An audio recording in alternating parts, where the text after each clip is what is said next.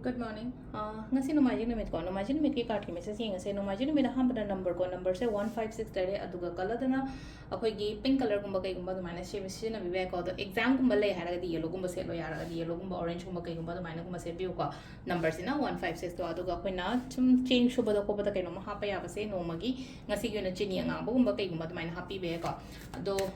khoi ham bada akoi gi kai no se yeng ase ko hadi card ki message yeng ase ko card hum ga tang thok charage card hum sidagi ama khala se card number 1 consider card number 2 consider natra card number 3 consider ko ama khala se ko adugi matung da timing apa sa pe gi ngase ko ngashi gi na timing apa ba ke ge lege ha ba do masu yemi na rase ko silere ko card number 1 card number 2 card number 3 ko ahamba ani shuba ahum suba ko ahamba khan banga yenga se ko hadi first card khan banga yuena kari message la ke ha ba do ngasi se ko katang support sin se khara tap na ko na lak pe ko lakti lakani phangdi phangani adu tara ko so hadi kitang khara wana khara tap na ha ba do ne mak hadi kitang delay oi ba stuck to le ba ko ba do mai to le ko number 2 khan bangai ko number 2 khan bangai yuena se la ise kai no hai kan si da ko sum ungaga lebe ate ko ungaga matha sara ko laga lebi ga no hadi se lei no ko sum isa se keno ma ai akoi na khan ba matam da hadi oirak ta matam da du ko to oirak ta dum adu da asan ta su yadra di kamai to ko pa na mai na khal le raga di yaroi da na ko adu na yaraga di sida lei na ko hadi mamang da yagi draga so hantak shoi na yani ko hai ba gi confident ama ko le na lei no ko hadi kani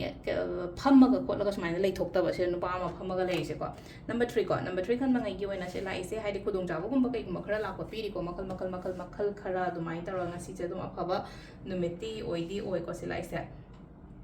aduga amana timing se ko timing na yuki pung 3 ka minute 30 de na 38 ka minute 38 phang le ko aduga ong 12 ka minute yang khede na pung 2 ga makai phang le re adegi pung 5 ga minute 8 dagi na pung 8 ga minute yang kai phang le ko aduga keno se na hadi pung 12 ga ahing nung yagi na 12 ga minute 38 de na pung 1 ga minute yang kai ma thoi phang le ko aduga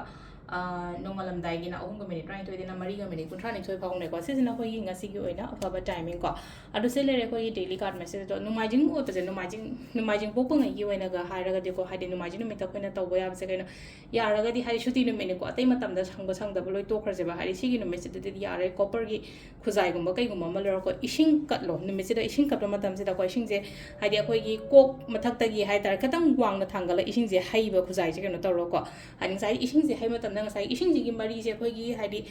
pishomani karak kum ba kai gum ma pa da ta halo ba do ga sai gi numit to na phurak pa kaino do ga haras ne ga hadi mangal do hadi ishing do da power ga reflection do ai gi chakras maps da ko nga sai gi chakras hai na hara ga di sumaina ai ha tang kuchar ke ko hadi sida hadi pishomani karak se tara ga di sumaina body se gi shi mai ai da loin ta do ni na ko adu do na hadi ai chakra tare se da loina ma work tong na bai da mak ta hakchang gi oiro ama gi oiro phai ko adu na si si ma ta wi bai ko sam ba hadi no majing po ko mi khatang na traga so dum no majing no me se di yari ngi to biyo na ma na ko ishing gum limitation gum kat pa se kat pa ha di khil la tham ba do na ta ba hai ba do mai ta ro oi do ni ko adu se le re ko gi daily card message se ma'am thank you